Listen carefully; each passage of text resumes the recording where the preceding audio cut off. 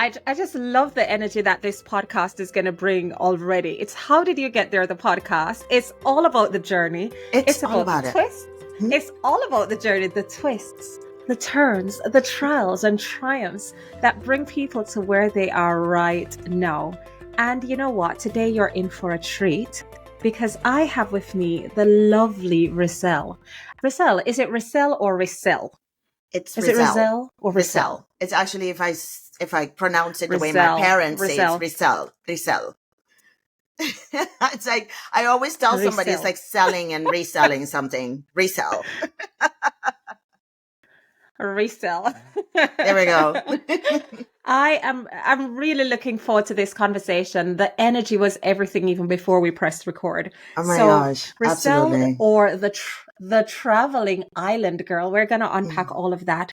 She is a travel coach and motivational and healing coach. She is a podcast and she's going to launch a new podcast soon. So we need to hear all about that. She's a YouTuber, but more than anything, she's somebody who's all about inspiring and motivating people. And that's exactly what this podcast is about. So you see the connection. You see why we had to connect and do this. So was that description of you accurate? When you hear people saying this is who you are, how do you take all of that in? Well, when you're describing it and when you're telling people who I am, I think at this right moment I am. I think that we all evolve, as we mature. Mm-hmm. So right now in this present moment while we're recording this, yes, I am. I All of love those that. things that you said. I love that. And I always love the conversation about evolution because it means Mhm. that you started somewhere. Yeah. So before Riselle became this person, who were you? Who did you evolve from to be this person that Hmm. you are now? My gosh, so many transitions in my life, right? Mm-hmm. It's that whole question of who are you that Mm, starts already. It yes. starts so much. I am so many things and yet not everything yet that I'm supposed to be. It's like I am it has so much packed in there when you say I am this and this. So let me Mm-hmm. start from the beginning. I was born and raised on the island of Curacao, moved to the Netherlands. So that was a transition right there. Then from the Netherlands, wanted to move back to the Caribbean. So this is like a really shortened version, by the way, because we're unpacking 49 years in just a few minutes. So while in the Netherlands, decided I wanted to go back to the Caribbean, didn't want to go back to Curacao, so landed on St. Martin instead. Have been calling St. Martin home for the past 23 years. I studied marketing, but in some way, I'm still using my marketing skills, but I did so many different jobs since I started working, you could say. Yes. I put pizza dough on a band. What do you call those? Those factories, those pizza factories where you like just put Okay. the dough and then you wait and then you put another dough and then you wait. And it was like the most boring job of my life, but I had to do it during my student days, right? So I did that. And then I was a manager of a certain department in a hotel. I worked as a bartender. I worked as a bar owner. I worked as an event planning company that then ultimately I had a complete breakdown and I had to kind of like pull myself back together. And in order to do so, I started writing, discovered that I actually Yes. can write. And then I started the blog. Then it became a travel blog. Then I started going into that content creation crap that everybody wants to do nowadays. And then I got my heart broken by my husband and we separated and I went through this whirlwind of a healing journey, came out on the other end saying, "Woo, now I need to share this journey with other women so they can know how Yes. fantastic it is." So that's pretty much it. In a little bit of I fast forwarded through decades of my life. But yeah, that's it in a nutshell. And you know what? When people ask about your life, it's interesting the things that we choose to speak about, Mm-hmm. firstly, Yeah. and the things that I heard when you spoke about your journey. If you were supposed to think of three things that have been the most impactful events in your life, what would those three things be, or those three moments be? I think for me, definitely, I have to add the most recent one, which is the separation from my husband, because that has just catapulted me into such a wonderful journey. Don't get me wrong. It was hard. It was sad. There was a lot of tears, a lot of ugly crying, but Not the oh ugly yeah. cry. Like, Oh yeah, the ugly cries. There was a lot of ugly cries. My goodness, like there's like then you have like a bubble by your nose because the snot's coming oh out, and no. oh yeah, it was very brutal. But I would say also the big transition is when I had my burnout.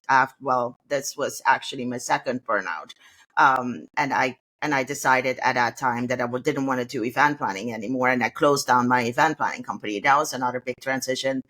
And before that, I think coincidentally, my first burnout when I was working at a media firm or an advertising firm in Amsterdam in the Netherlands, and that catapulted me into making the decision to come back to the Caribbean. So yeah, it's amazing when So 2 things burnouts and happen. 1 divorce. 2 burnouts and separation. We're not divorced yet.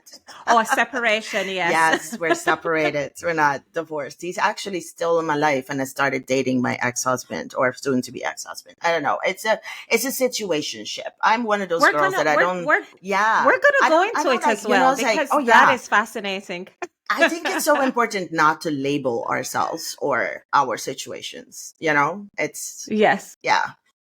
That's interesting, because you see, I love a label. I need a definition. Mm-hmm. I don't mind being in the gray spaces for a while, but after a while, I need to know where I am with you.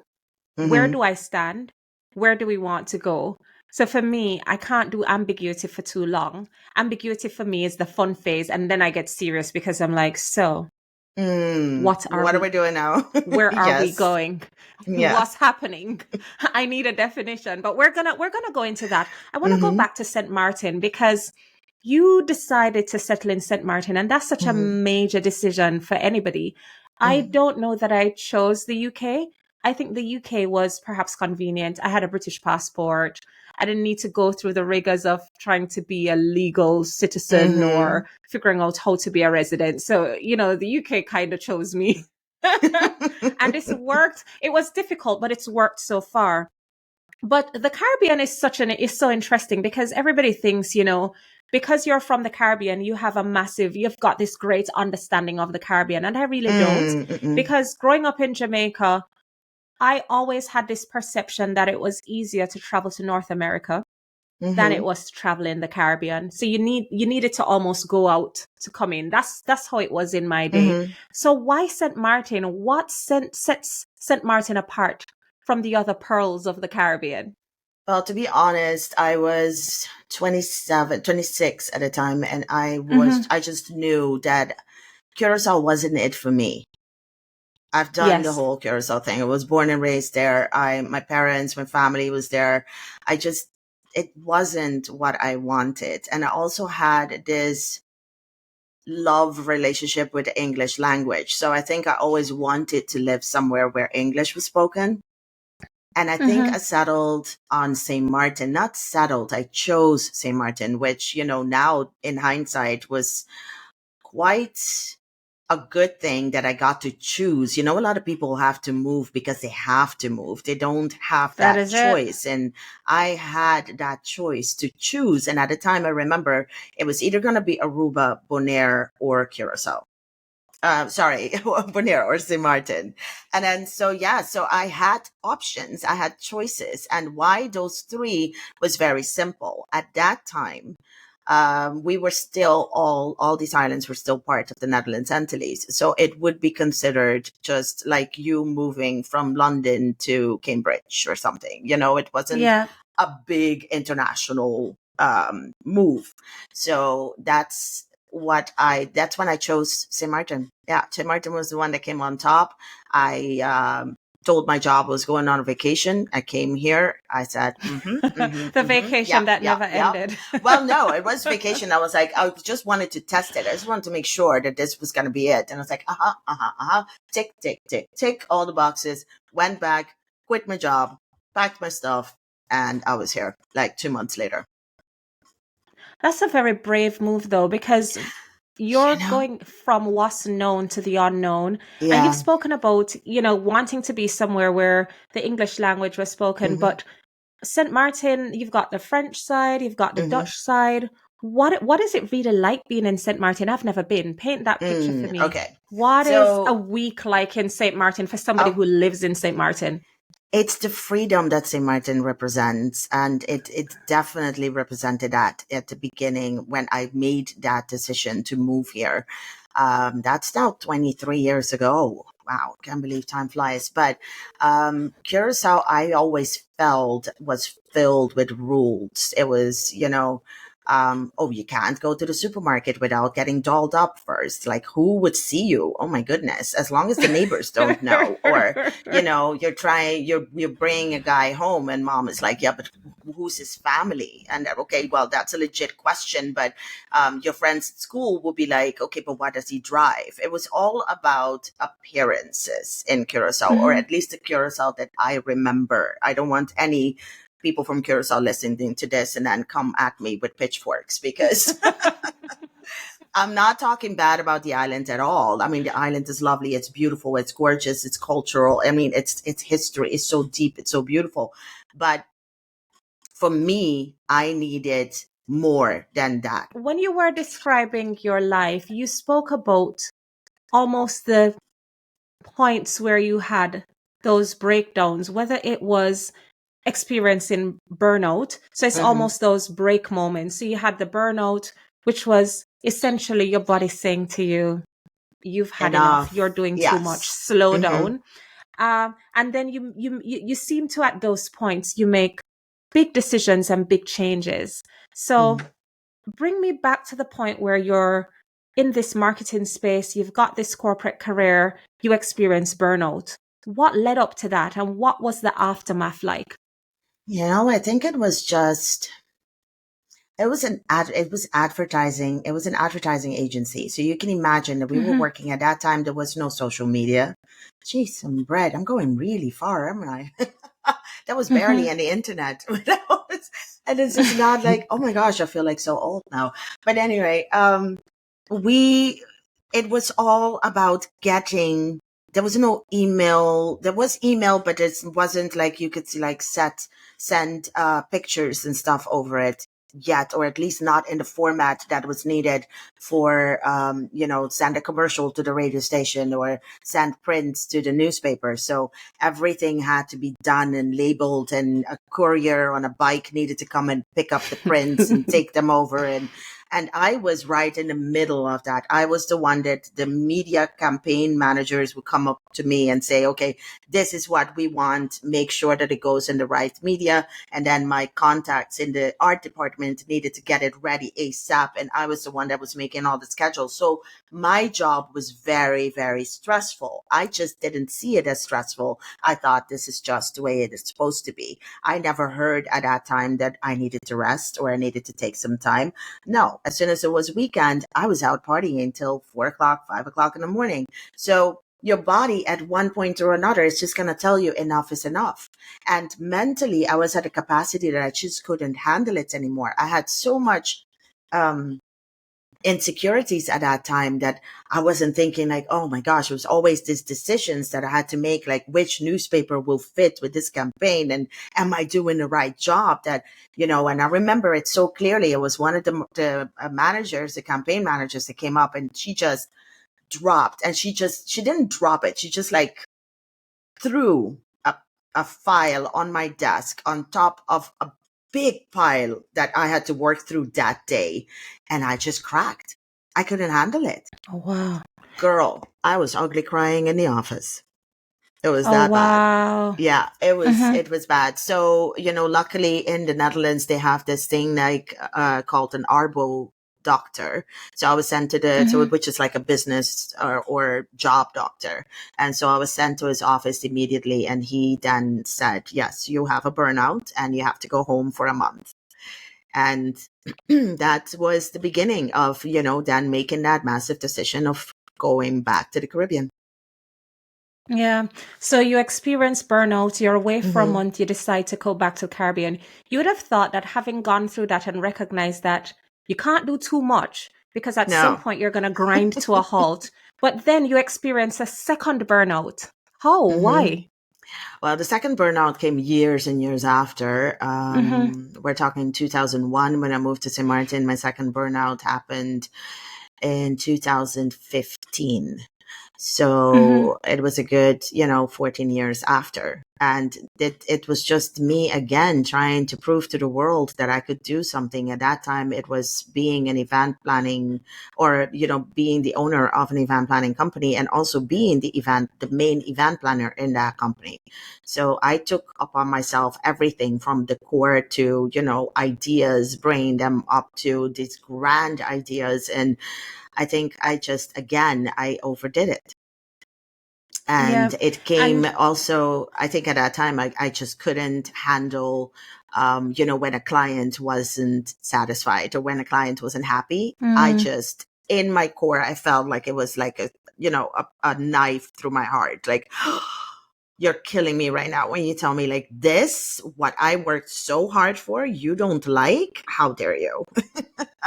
At that yeah, point in my what do life, you I think is at didn't. the root of that though? Oh Because my you've said gosh. that you felt the need to prove Yes. to the world that Constantly you were good prove. enough, and then Hmm. you're waiting for the client to say this is Yeah. great. But I Yeah. mean, sometimes the client doesn't even know that what they Yeah. think they want isn't what's best for whatever their Exactly. audience is. So what's at the Exactly. root of you feeling that need to prove and seeking that external validation Right. almost?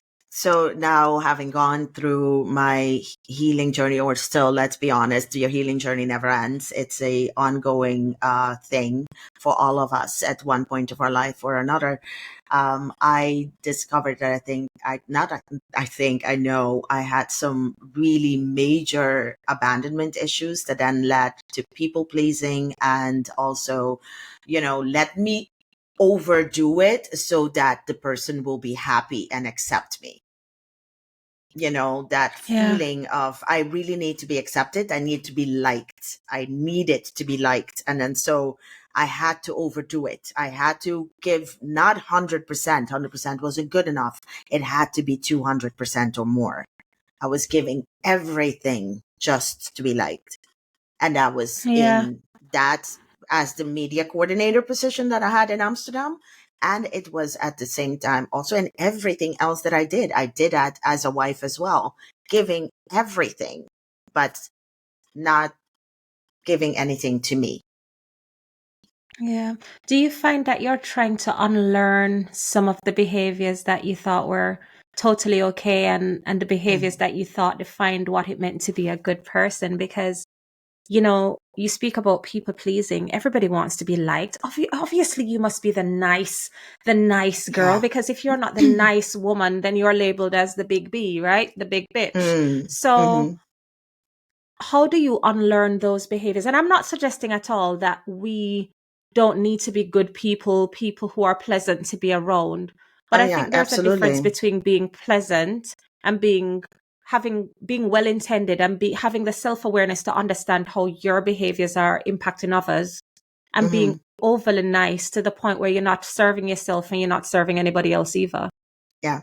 I think it's deeply ingrained in my youth for me. I Hmm. think a lot of us actually, especially in the Caribbean, like how many of us didn't grow up with our parents telling us, what would the neighbor think? And oh my gosh, Oh especially growing yeah. up in Curacao, it was, my mom, oh, your hair is not looking nice. Or my first boyfriend, I remember my mom sat me down and said, and he was from a rich family. So my first boyfriend, my mom sat me down and was like, are you sure he's interested in you? I was like, basically, you're telling me I'm not good enough for him, and to make Yeah. sure that I'm not, that I know that. My mom did not mean it in any way. She was just trying to protect No. me from my heart not to get stamped, for my heart not to be, stamped on and broken. Um, But I think a lot of us grow up with that mentality that, oh, what would the neighbors say? Always present yourself in a certain way. You need to be liked. Be nice to people.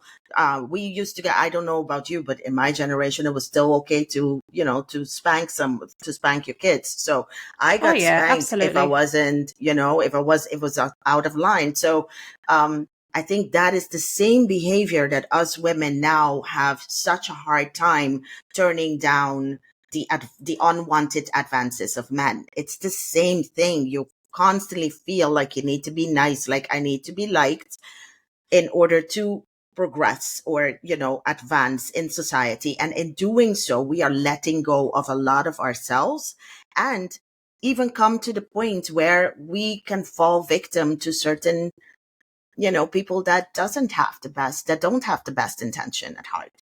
So Yeah.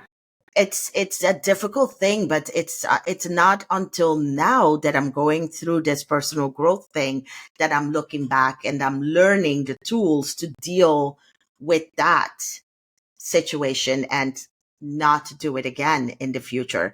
So what if someone calls me a B at the end of the day because I wasn't nice to them? If you're nice to me, I'm nice to you. If you're not nice to me, it's okay. But that's on you. It's not on me.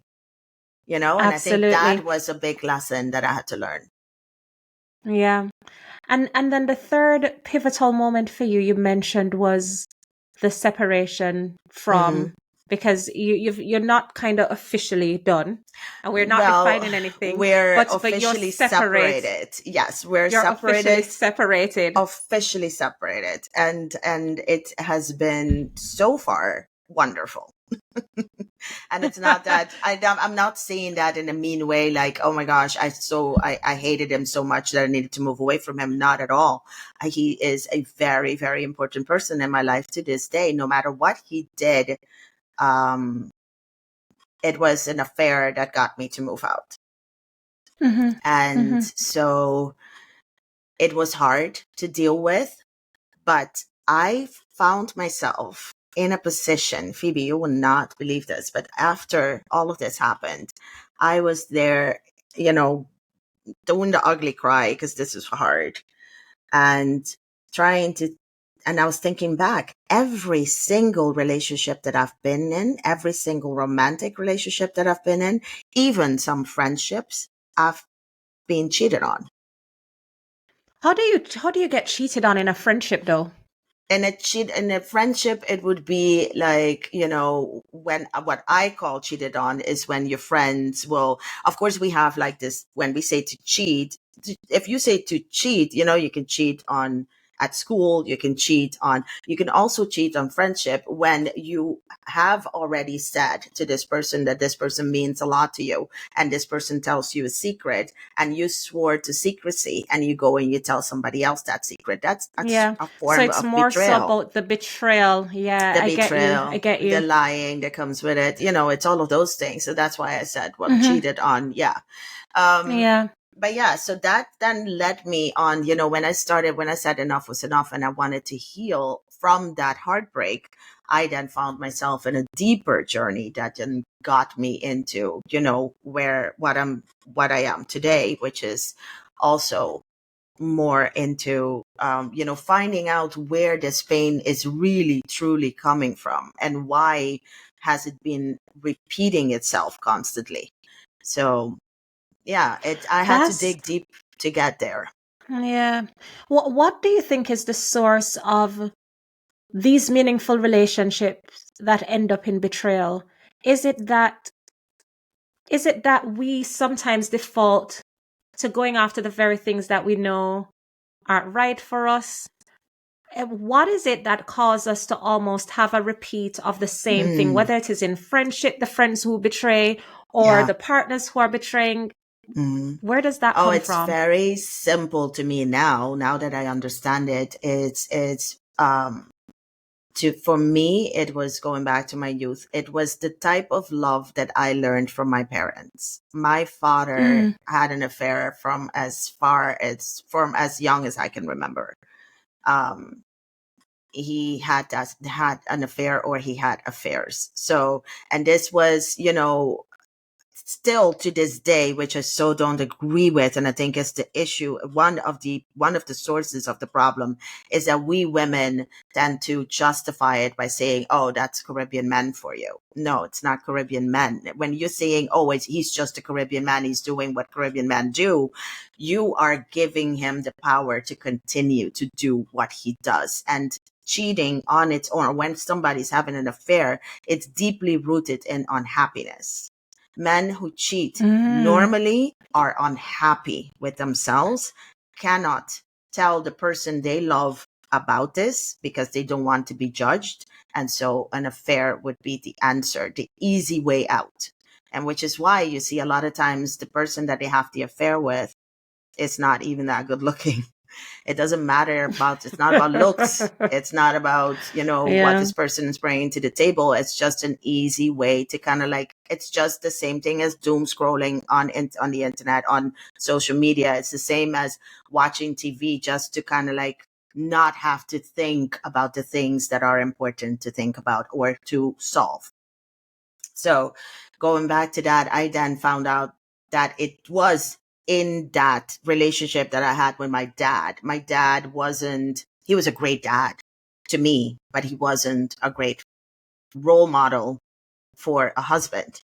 So to me, that was normal. So of course I went looking for that normal in every single one of my relationships. And my other normal was the way my mom handled it. And then so I took that with me as well. And I became my mother in those relationships.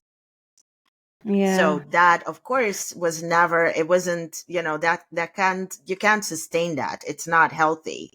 I was looking for all the bad qualities in men, the things that weren't important. I was going for the unhealed men and, all of that. So, and I think a lot of us do this, and it's unconscious, of course, but the universe is such a special way of telling you over and over again, honey, okay, this one broke your heart. What do? You do the same thing again and again and again until one point the universe makes it so damn big and heartbreaking that you just need to wake up. I say this all the time.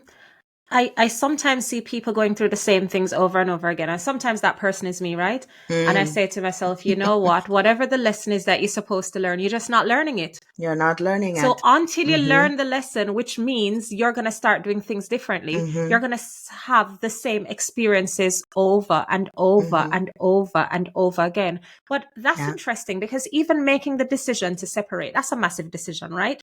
How do you know when it's time to walk away, whether that be from a friendship, a family member who, you love them, but it's not working anymore, a relationship, a situation that's not the right situation for you, a job that is no longer serving you? How do you know that it's the right time to walk away? Because some people might say, you know what, cheating is not a deal breaker.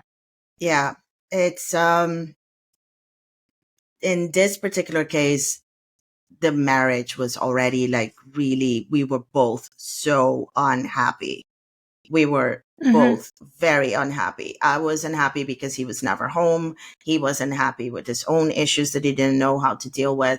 So we were both super unhappy. And I remember that I was sitting on my couch again on my own at the house with, at that time we had 16 pets.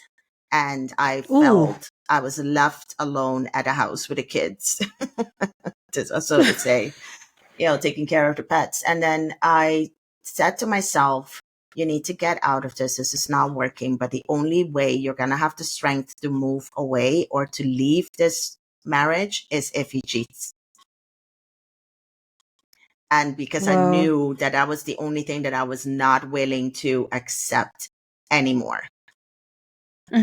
So when that happened, that was like, okay, universe, I got you. Yep, clear. I roger that. Let's do this. But in somebody else's, if somebody finds themselves in that situation, and with me, I kept repeating the same things with the burnout as well. When do you know that what you're doing that it's time to quit doing it? Is when the signs are all there.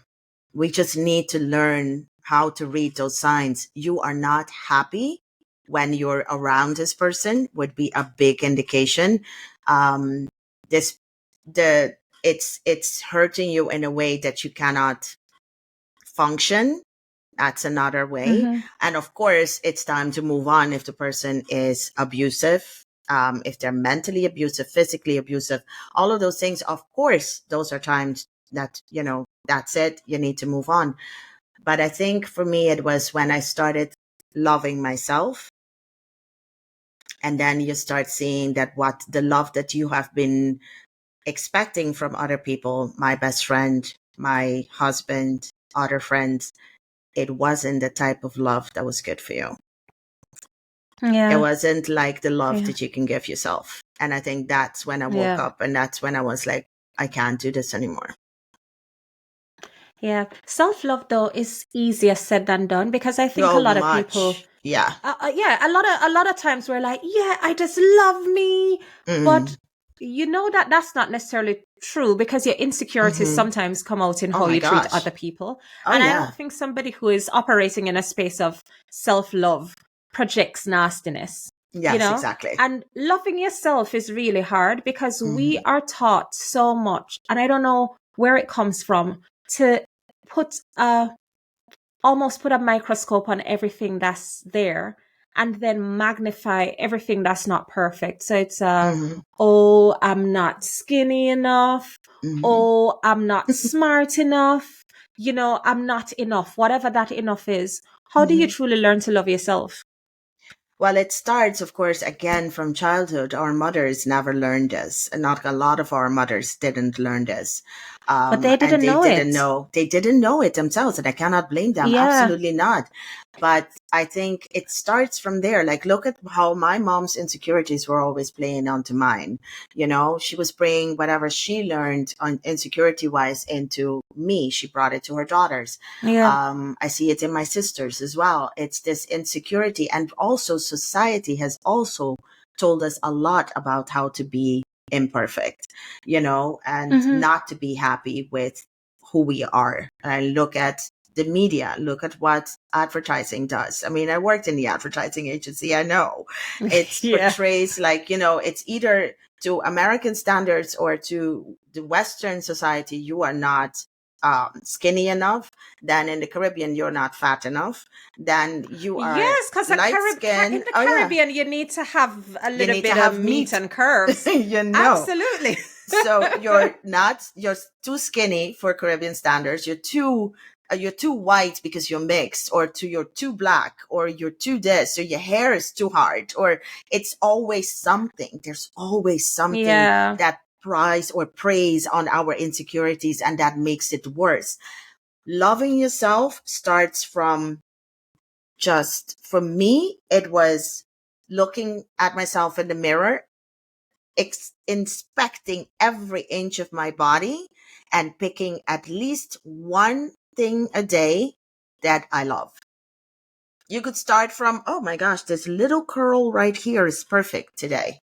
And then do that every day Yes. until you teach yourself that your body, the way it is good. And that is just about body. We're not even talking about your mindset yet, because you're still going to Yes. feel insecure. Your insecurities are going to play on you. Even when you are one of those master healers, your insecurities are still going to pop up. And insecurities are grounded in fear. And where does fear usually come from is when you are stepping outside of your comfort zone, whenever you're trying to do something new. Loving yourself is something new Mm, for a lot of people, right? So if you're going absolutely. into, we look at ourselves in our mirror when we apply makeup or when we get dressed, but we never really look ourselves in the eyes when we're in the mirror.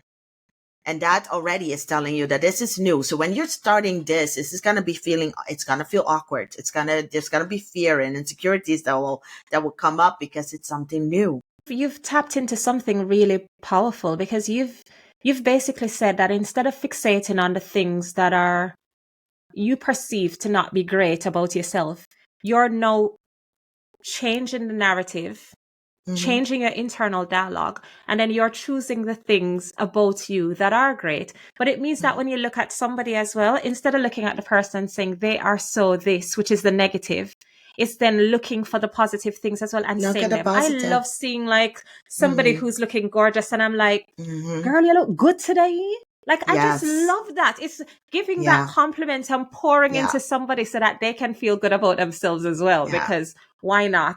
I Exactly. love it. Your blog, though, you are such a phenomenal writer.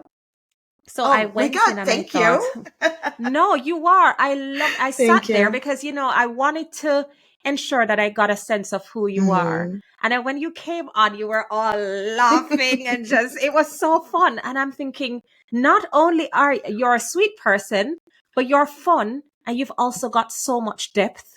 So you spoke about goal visualization. And everybody now does, vision boards. I didn't grow up with that. Why is goal visualization important? How do you get started in terms of even putting those goals out there? Because for me, my fear is I'm going to say I want to do something. I'm going to do it out loud, say it out loud. And by virtue of not doing it, now I'm a failure because I've said I want to do this thing and I've not done it. What does goal Yeah. visualization really do?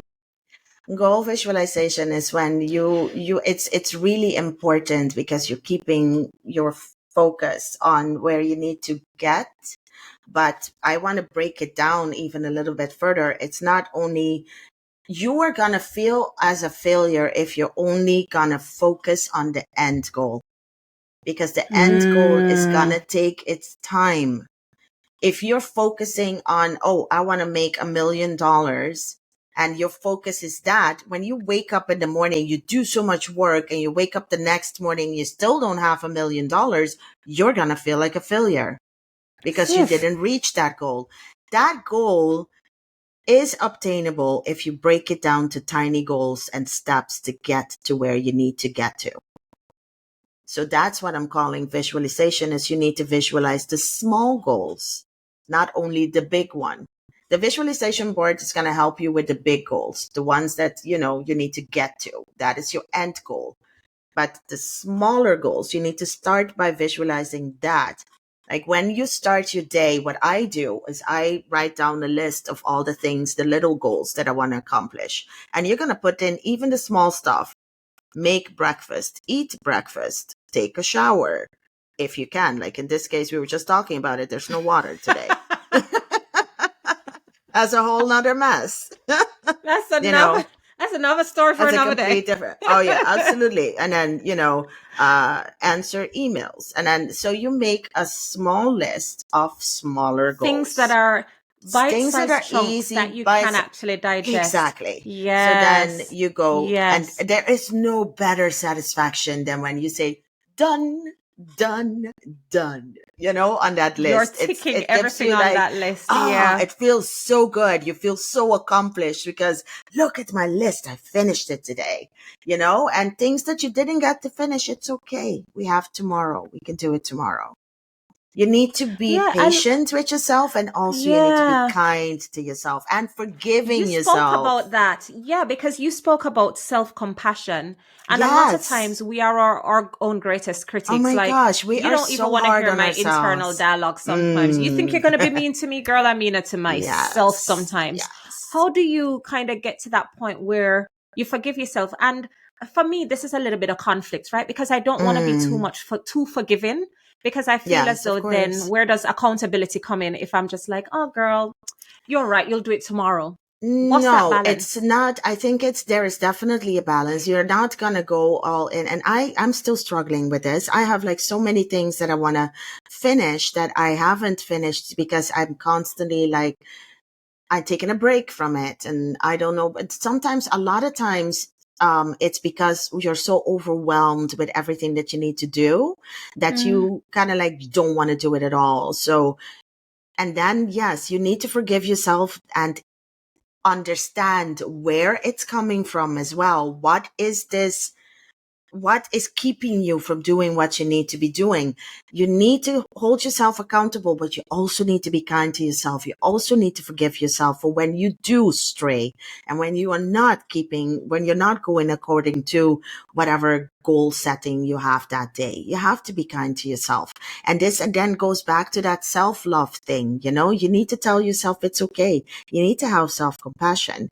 But I think it's also, you know, shutting off that negative voice. And it starts from how you talk to yourself, about yourself, to yourself and to other people. Like if I go and I made a mistake and somebody said, oh my gosh, yeah, Riselle, you screwed up there. It's like, yeah, I'm an idiot. I'm such an idiot. Why would you say that? It starts with that. It starts by not calling yourself negative things. It starts by telling yourself in your head when you realize, oh, I effed up. I said I hated myself today. Go back and redo it. You know, in your head. In your mind, you can do anything. In your mind, really, you can go back in time. You can go forward. You can do whatever.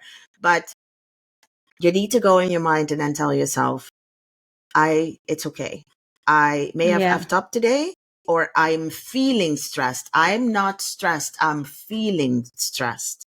I'm feeling sad. I'm not sad. I love that. Because it's a transient thing. It's something that will go. So you're not claiming permanence. Exactly. I like that. But we are so used to claiming it as who we are. Like I hear that all the time. Oh, I'm a procrastinator.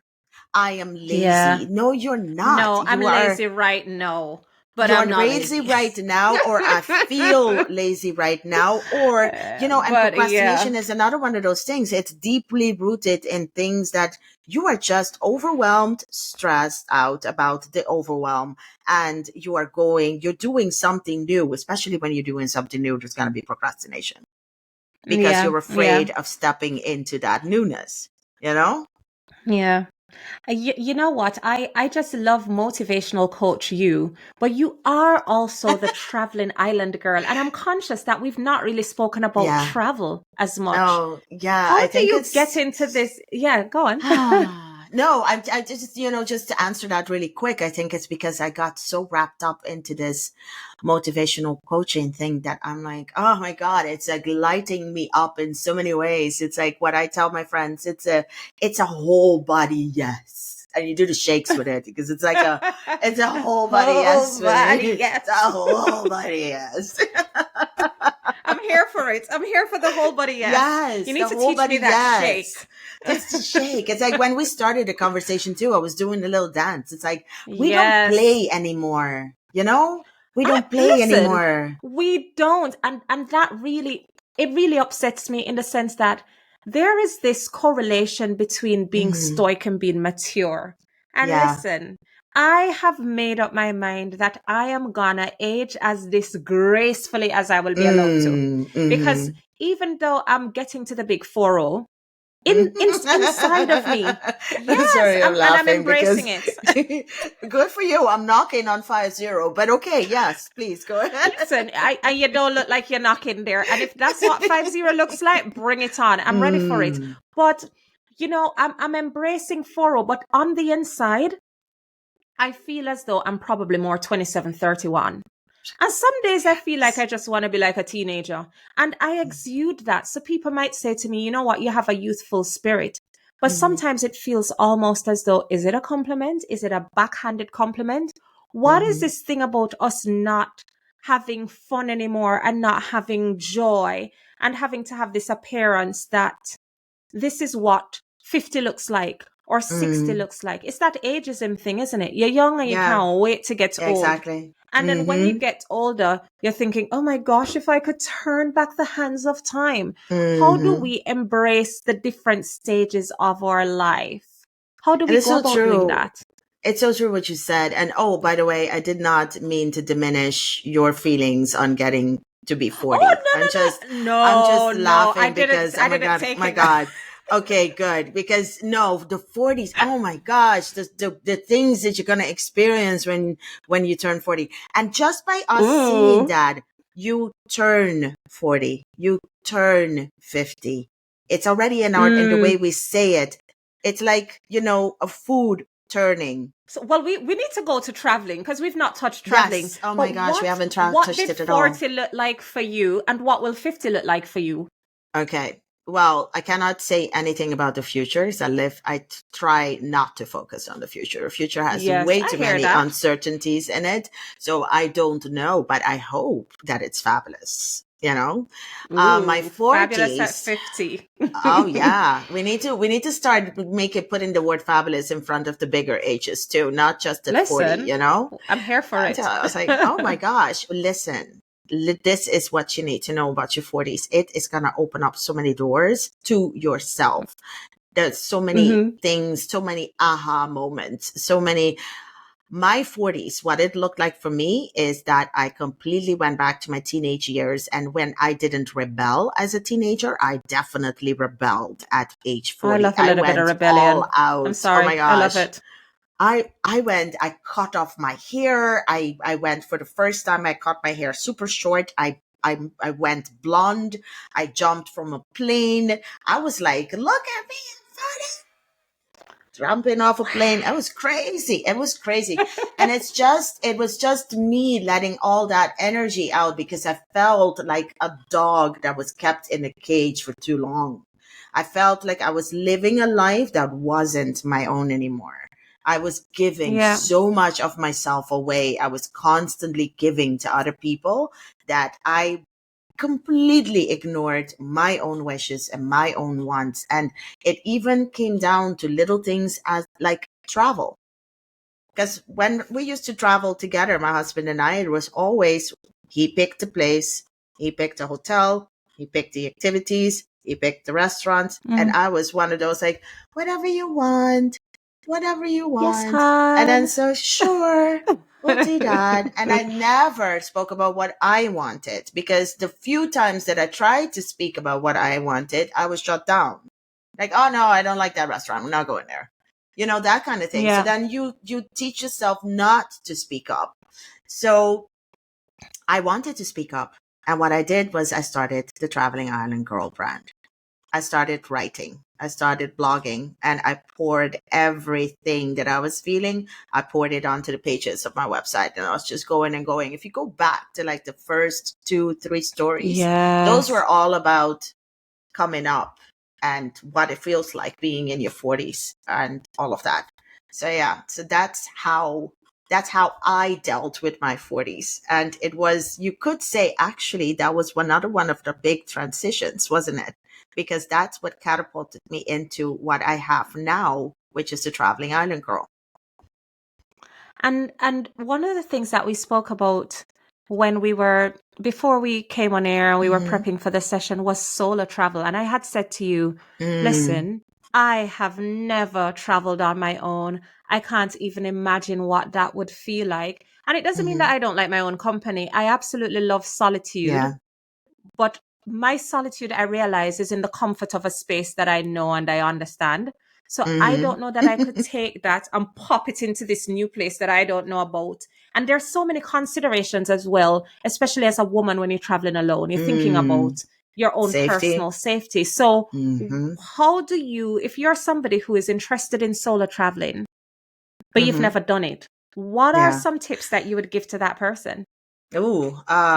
Start off by doing your research. You need to do Mm-hmm. research. Research is key. Don't just pick a place on a map and just go for it. You need to know the inner bits and pieces of the location or destination that you're heading to.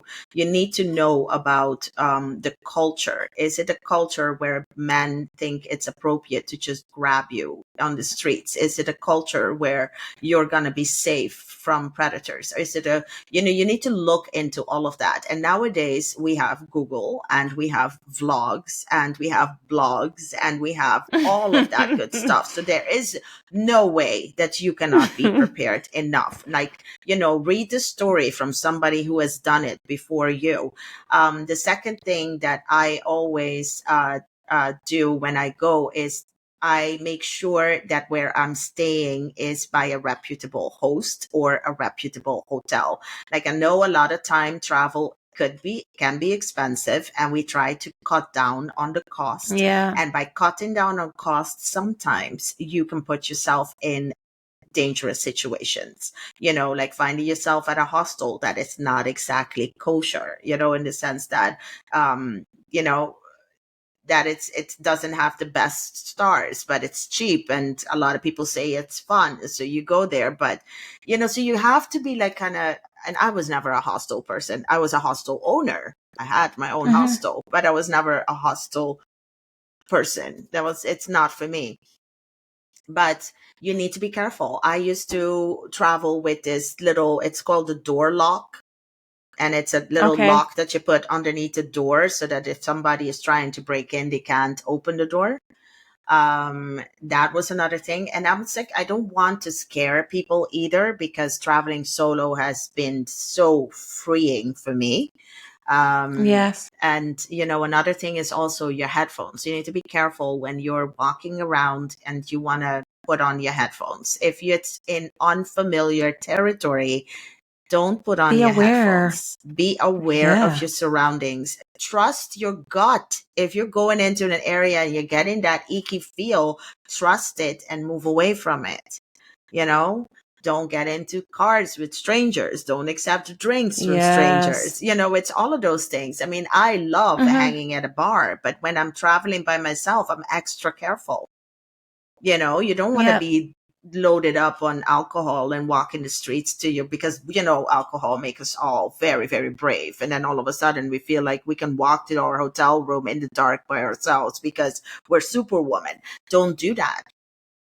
It's Yeah. little things like that. It's yeah, I actually need to make another guide on that. Thank you for the reminder. Yeah, listen, and when you do, let me know. I'll post it as well so Mm, that we can share with thank our, you. well, my community is small but growing, but my small but Oh growing my community. goodness. Listen, And it's so gonna grow. It's growing now. so Yeah, it's such good themes. I love listening to your podcast.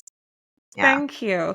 You know what I'm really excited about? You've got a retreat planned as well. And I don't know when we're Mm, going to air this. So let's speak yeah. about your retreats, because I've done a friendship episode as well. And I was looking Hmm. at it and thinking, ooh, that sounds good. And I was going to Yeah. ask you, why attend a retreat? Because it's not for everybody. But one of the things No. that I saw there was lifelong connections and friendships. And I thought Hmm. that is so interesting, because I feel as though when you get to a certain age, it's Yeah. so much more difficult, certainly for me, I can't speak for everybody, to Yeah. make those connections. Because whereas Hmm. before, when I'm younger, I'm embarking on friendships and I don't have the scars from being hurt previously. I've not experienced the world of hurt, or Yeah. I'm not as wary of people. At this age now, it's like I am just thinking, Hmm. Hmm. are you somebody who I want to bring into my inner circle, or do you Yeah. need to stay over there? So Yeah. tell us more about these retreats. Why do Oh, them? What do you get from them?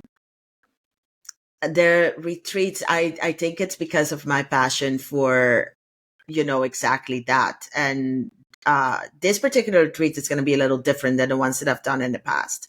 I've done travel retreats in the past where I invite a bunch of women and then we go traveling together. We did one in St. Martin where the focus was more on, exploring the island. So of course you want to start at home when you're surrounding the best and you can give like a better experience to the people that travel with you.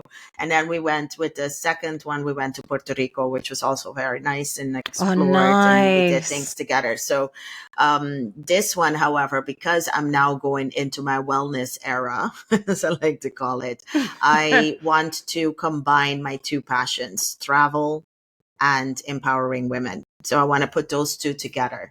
And so that is what this retreat is going to be like. And it came from me attending retreats myself and coming out of it with lifelong friends. Like I said, this is not something that I Mm, just went, oh, wow, that sounds nice. Let's just add it to the activities. It's not that. No, not at all. It's because I've experienced this myself, where you go with a bunch of women that are like minded as yourself, because you have a common thread.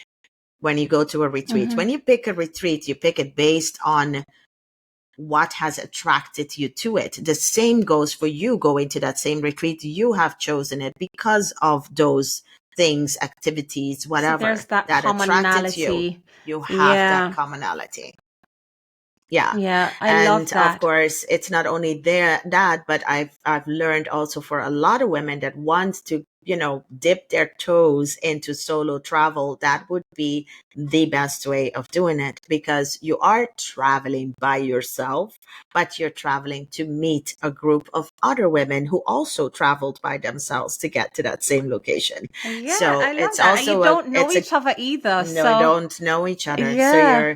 the activities that you're going to be doing together are what is going to bond you. Hopefully, it doesn't always work out like that. Sometimes, you have people that just, I'm not going to call them unbondable, but no, sometimes, it just doesn't work out and it's fine. But you do have Mhm. that oh my gosh, that English is not my first That language, word, but camaraderie. camaraderie, cheese, some Yes. bread, camaraderie.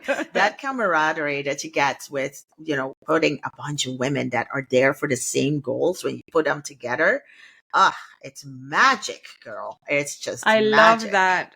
The Yeah. magic of it all. You know Yeah. what? This has been such, I've learned so much from you. I'm sure that when I watch it back, I'm going to be like, oh, just all the feels. But you know what? We started with you speaking about your journey. Hmm. And I know that you've said, you don't think about the future because the future has so much to offer. You couldn't possibly fathom what that's going to be. Hmm.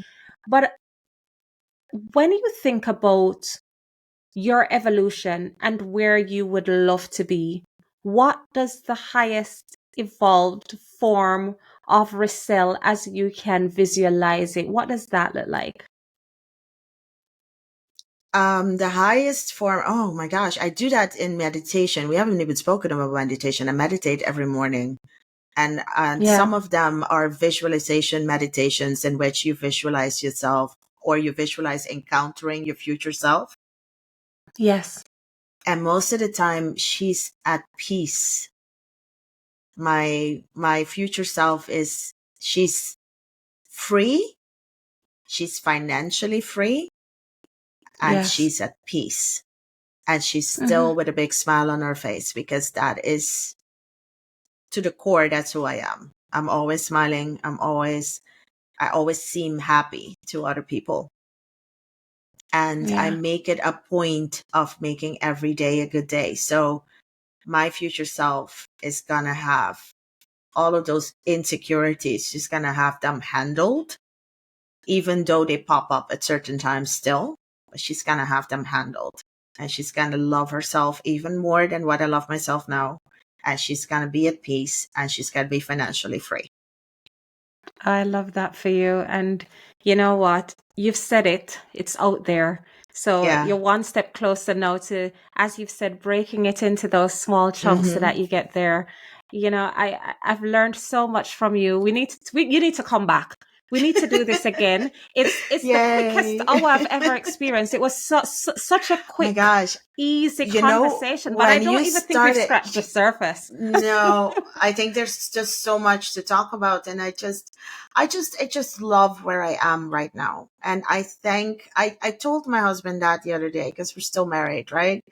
And we were talking, because he now has gone on his own healing journey, which is Yes. why I think he's still in my life. He's trying to work out all of that ickiness from his youth and the trauma from his childhood.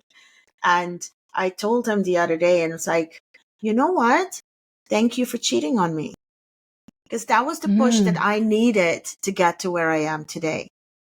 I needed that. And I know that's going really far for a lot of people, because the hurt is there. Don't get me wrong. But if he hadn't do it, if the universe hadn't stepped in and said, and now I'm going to break your world in two, and you're going to have to build it back up from scratch, I wouldn't be where I am today. Yeah. Growth is painful, but I Hmm. it's about embracing that pain and Yeah, seeing it's so beyond the beautiful. pain. Hmm. Yes. Yeah. Yeah. I'm learning that. I've learned so much. I keep saying to people, I've got this attitude of gratitude. So it's not necessarily Yeah. fixating on the things that aren't great, but saying, you know what, Yeah. look at all these good things that are happening. And a lot of them come Exactly. from some of the, as you've said, icky moments and the not so nice Mm. moments. So There's I, a I love lesson in that. every single Yes. bad thing that happens in your life. There's a lesson. So be grateful for those lessons and be grateful for all of, like you said, the little tiny things that happen. That's how you keep a positive attitude as well. If people want to stay connected with you, how do they do that? You can find me on YouTube. You can find me on social media, and it's all under the handle Island Girl. Sorry, the Traveling Island Girl. And The on Traveling Island Instagram, Girl. yep, the Traveling Island Girl, one word, one L in traveling, because I know some people spell I it with know, double because L. that's how my email went to the wrong place, Riselle. I Oh, you did the put two that L's. extra L. Yes, I put the No, extra it's, L. So it's yeah. traveling with one L, Traveling the with US one way. L. Exactly. And you can also find my podcast, which is about authentic Caribbean travel. And that you can find it at Paradise Perspectives. And that is on every major platform for podcasts. And then I have on Instagram, I started Island Girl Awakening, which is more about the motivational Yes. inspiration stuff. Yes. Oh, Oh, I and love let's that. not forget the It's blog. oh, The blog is where you find everything. the blog, listen, the blog is brilliant. TheTravelingIslandGirl.com. That's where The you go when you blog find is everything. brilliant. It's Thank like you. and you're so raw in it. Just take some time, find the blog, read the blog. It's worth it. It is absolutely worth it. So from HDYGT and TTIG. It's been absolutely awesome. Thank you to everyone who's been watching, been listening. Keep on watching, keep on listening, keep on supporting. Get in touch and tell me what we're doing right, what we're not doing so right, because we're all about improvement and evolution and getting better and doing the things too that you value. So keeping the things that are working. And if you are new and this is your first time listening, check out previous episodes. There's something for everybody. And follow me at hdygt.pod on Instagram. Thank you. Enjoy the rest of your day.